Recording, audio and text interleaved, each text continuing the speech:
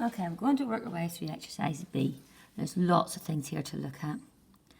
If you look, first of all, the angle at the centre, see where the hump is that direction. So, can you see starting and finishing here? I'm going to the centre. Then I'm going to the edge, and you can see where that hump is the same direction. So those are the two that you mirror up. So A is going to be half the one, because the edge is half the middle. That's your first angle. Now, can you see in here? I go over this. Can you see a cyclic quadrilateral? Okay, so ignore this middle bit. So do you see the way A and C will add to give you 180? So C is 70 degrees. Now, let's have a look. There's different ways you can do this. I'm going to start here and I'm going to finish here. So watch the pen. Start, edge, finish. Start, edge, finish. So angles at the edge are going to be the same. So B is going to be the same as A. This one here, angles at opposite each other in a cyclic quadrilateral add to 180. So D is going to be 180 minus 74, giving you 106 degrees. And these two add to 180. So E is 180 minus 82, so it's 98 degrees. Now, let's look at what's going on here. It doesn't mention O, so don't assume that's going through the centre. Okay? What I'm going to do, I'm going to structure this, start and finish. If I start here and go to the edge, I get 62. Can you see there? So if I start here and go to that edge and come back, this one's going to be 62. So F is 62. Can you see a triangle in here? Oh, sorry, we can't do that one yet. Haven't got this full angle.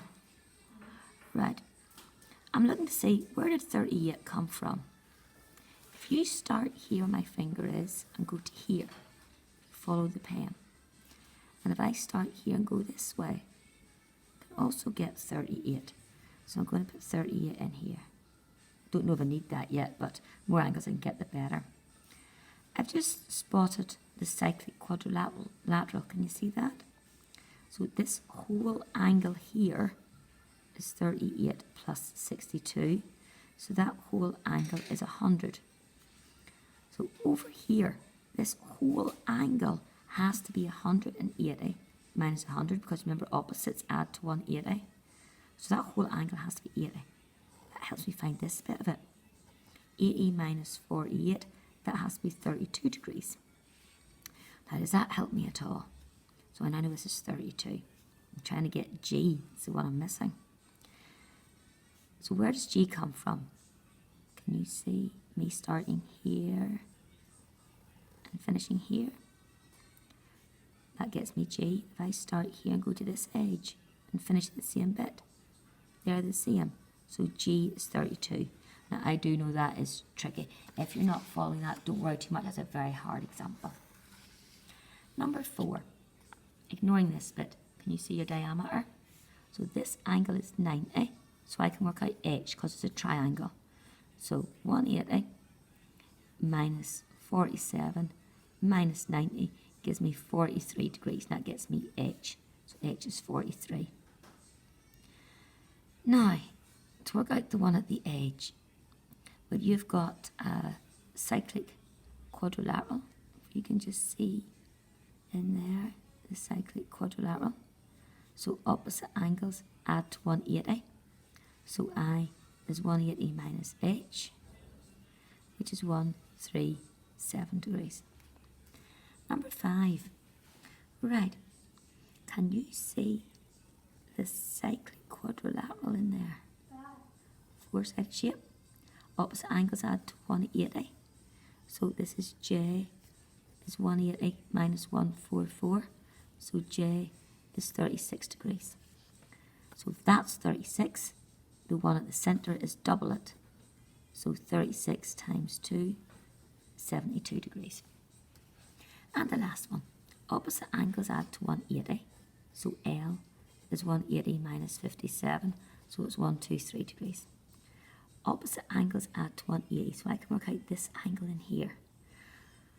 So it's 180, because these two add to 180. 180 minus 98, take away 180, 70, 72 degrees.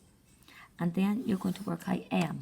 So to work out M, you have got a straight line.